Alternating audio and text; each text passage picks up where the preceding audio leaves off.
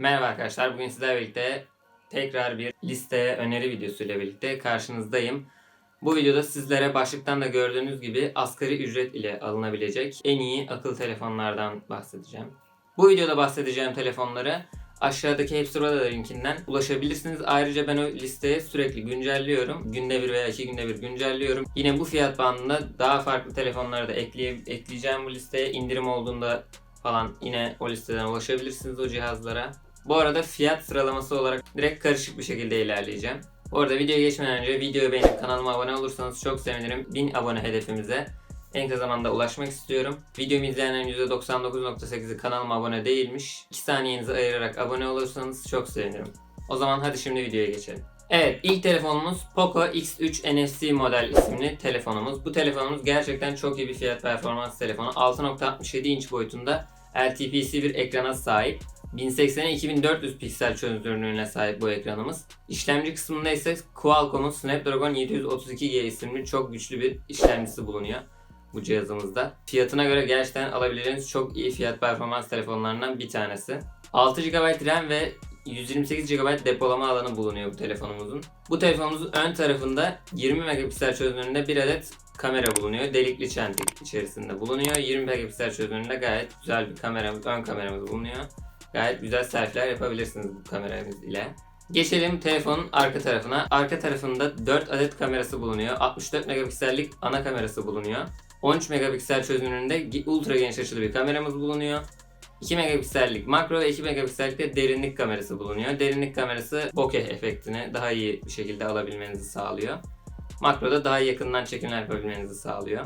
Bu telefonumuz 215 gram ağırlığında ve 5160 mAh'lik bir bataryaya sahip. Gayet büyük bir bataryası bulunuyor. Zaten telefonda aslında tasarım açısından çok beğendiğimi söyleyemeyeceğim. Ama fiyat performans olarak baktığım zaman gayet güzel bir telefon. İşlemcisi özellikle işlemcisi bu fiyat bandında çok iyi bir işlemci. Oyun oynamak istiyorsanız bu fiyat bandında gerçekten güzel oyunlar oynayabilirsiniz bu telefon ile. Oyun oynayacaklar için bu listede en çok önerim bu telefon. Geldik ikinci telefonumuza. Bu telefonumuz TSL 10 Plus. Bu telefonumuz 6.47 inç boyutunda 1080'e 2340 piksel çözünürlüğe sahip. AMOLED HDR bir ekranı bulunuyor. Gerçekten kaliteli bir ekran. Ekran özelliklerini bitirdik. Gelelim işlemci kısmına. İşlemci tarafında Qualcomm'un Snapdragon 665 işlemcisi bulunuyor. Bu işlemcimizde bu fiyat bandında gayet güzel bir işlemci. PUBG'yi yine en yüksek ayarlarda olmasa bile oynayabilirsiniz. Onun dışında bu telefonla da gayet günlük işlerinizi yapabilirsiniz. Yine aynı zamanda düşük ayarlarda oyunlar oynayabilirsiniz. Bu telefonumuzda 64 GB depolama alanı ve 6 GB RAM bulunuyor. Yine öncekinde olduğu gibi RAM'ler aynı. Artık kameralara geçebiliriz. Hazır ön tarafındayken ön kamerayla başlıyorum. 16 megapiksel çözünürlüğünde gayet güzel bir ön kameramız, selfie kameramız bulunuyor bu telefonda da. O zaman geçiyorum arka kameralara. Telefonumuzun arka tarafında yine 4 adet kamera bulunuyor. Bu kameralardan ana kameramız 48 megapiksel çözünürlüğünde gayet güzel ve yüksek çözünürlüklü fotoğraflar çekmemizi sağlıyor. 8 megapiksel çözünürlüğünde ultra geniş açılı bir kameramız bulunuyor. 2 megapiksel çözünürlüğünde bir makro ve 2 megapiksel çözünürlüğünde bir derinlik kameramız bulunuyor. Bu telefonumuz 177 gram ağırlığında gayet hafif bir telefon. Tasarım olarak da gayet ince ve güzel bir tasarıma sahip zaten resimlerde gördüğünüz gibi. Ve 4500 mAh'lik bir batarya boyutuna sahip. Yine bir günü, bir buçuk günü rahat bir şekilde zorlarsınız çok oyun oynamadığınız sürece. O zaman geçiyorum direkt 3. telefonuma. Bu telefonumuz General Mobile'in GM21 Pro isimli modelli telefonu. General Mobile deyince hafife almayın çünkü gerçekten işlemcisi olsun, özellikleri olsun bu fiyat bandında gayet güzel özelliklere sahip bir telefon. Bu telefonumuzun 6.67 inç boyutunda IPS LCD Full HD Plus bir ekranı bulunuyor. 1080-2400 piksel çözünürlüğüne sahip bu ekranımız. İşlemci kısmına geçiyorum. İşlemcimiz MediaTek Helio G90 modelli işlemcisi. Bu işlemcimizde yine önceki Snapdragon gibi bir işlemci yine.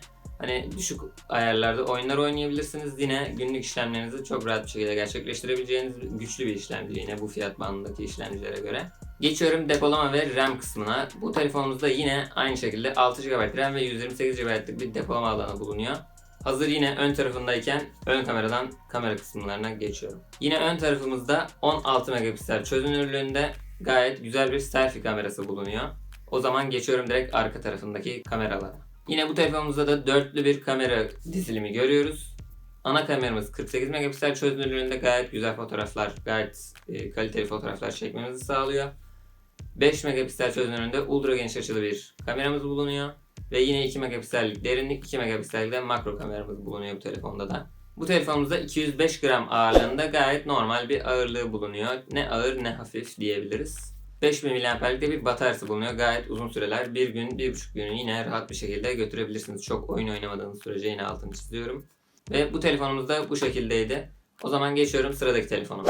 Sıradaki telefona geçmeden önce videoyu beğenip kanalıma abone olursanız çok sevinirim. İlk 1000 abone hedefime en kısa zamanda ulaşmak istiyorum. Tabii ki bu sizin desteklerinizle mümkün olabilir. Videomu izleyenlerin %99.8'i kanalıma abone olmuyormuş. Lütfen aşağıdan hemen 2 saniyenizi ayırarak kanalıma abone olursanız çok sevinirim. O zaman hadi şimdi geçelim sıradaki telefonumuza. Geldik diğer telefonumuza. Bu telefonumuz OnePlus Nord 10 5G.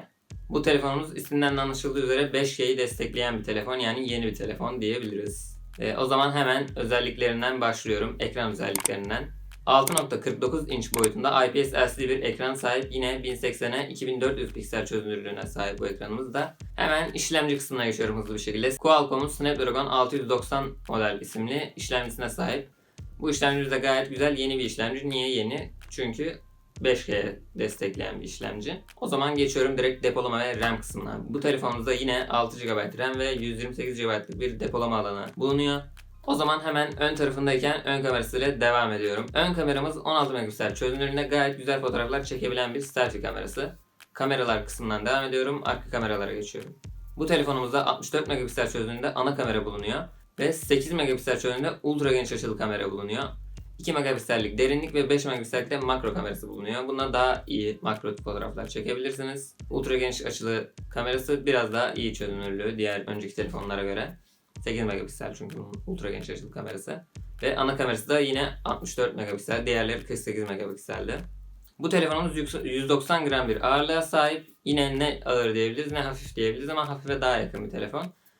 4300 mAh'likte bir bataryamız bulunuyor. Bunun diğerlerine göre biraz daha az ama yine aynı şekilde bunda da çok oyun oynamazsanız yine bir günü rahat bir şekilde çıkartabilirsiniz. Bu telefonumuz da bu şekildeydi. Geçelim sıradaki telefona. Bu telefonumuz Samsung Galaxy A32 isimli telefonu.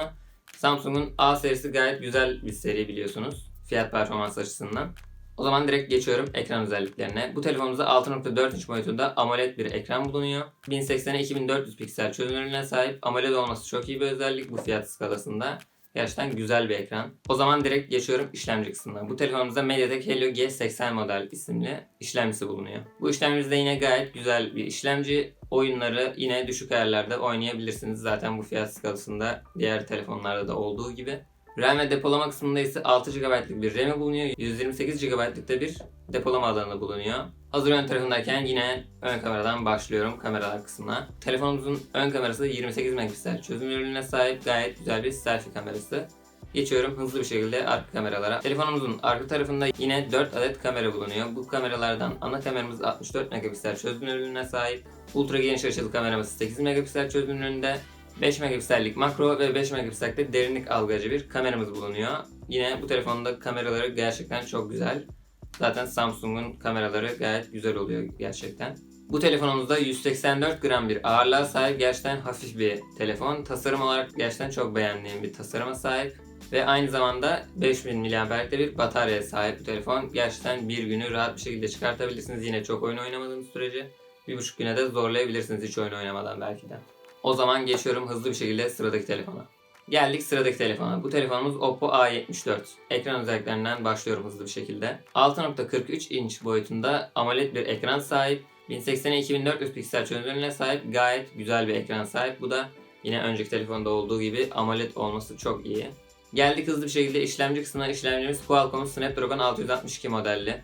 İşlemcisi bu işlemcimizde yine öncekilerde olduğu gibi fiyat bandında da standart olduğu gibi düşük ayarlarda oynayabilirsiniz. Geçiyorum hızlı bir şekilde depolama ve RAM kısmına. Bu telefonumuzda diğer telefonlardan biraz düşük kalacak bir özellik olan 4 GB bir RAM'e sahip.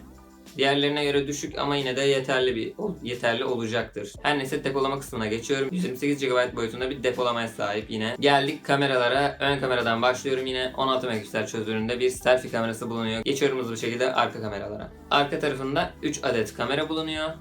Ana kameramız 48 megapiksel çözünürlüğünde 2 megapiksellik bir makro, 2 megapiksellik de bir derinlik kamerası bulunuyor. Bu telefonumuzda 3 kamera bulunduğu için ultra geniş açılı kamera bulunmuyor. Diğerlerinin hepsinde bulunuyordu. Bunda bulunmuyor. Mesela bunda RAM ve ultra geniş açılı kamera eksiği bulunuyor.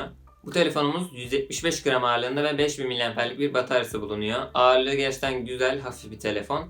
Bataryası da yine büyük. Bir günü rahat bir şekilde çıkartabilirsiniz bu telefonla da.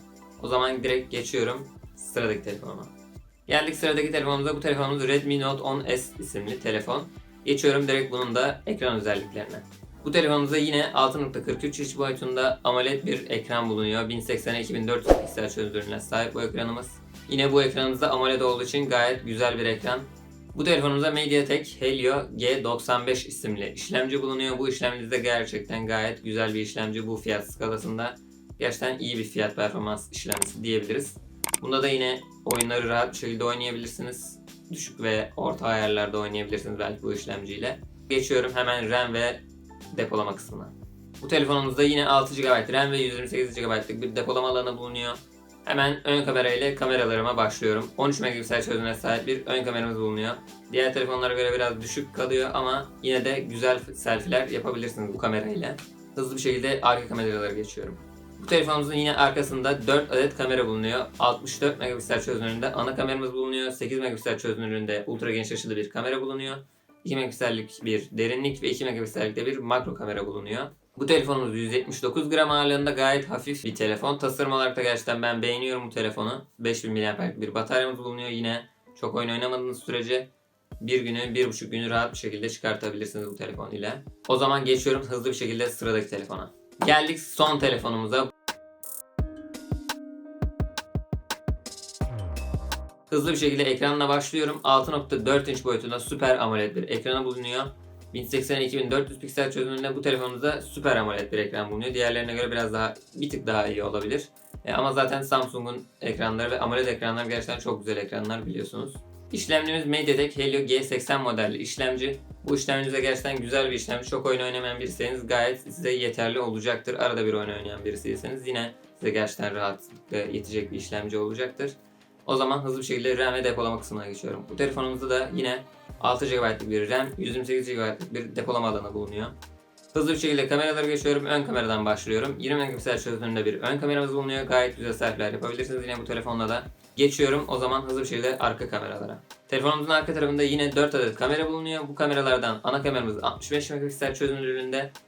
8 megapiksel çözünürlüğünde bir ultra geniş açılı kameramız bulunuyor ve 2 megapiksellik bir makro, 2 megapiksellik de bir derinlik algılayıcı kameramız bulunuyor. Geçiyorum ağırlık ve batarya kısmına. Bu telefonumuz 180 gram ağırlığında ve 5000 mAh'lik bir bataryaya sahip. Yine gerçekten hafif bir telefon, zarif bir telefon ama bataryadan yine ödün verilmemiş 5000 mAh'lik bir bataryası bulunuyor.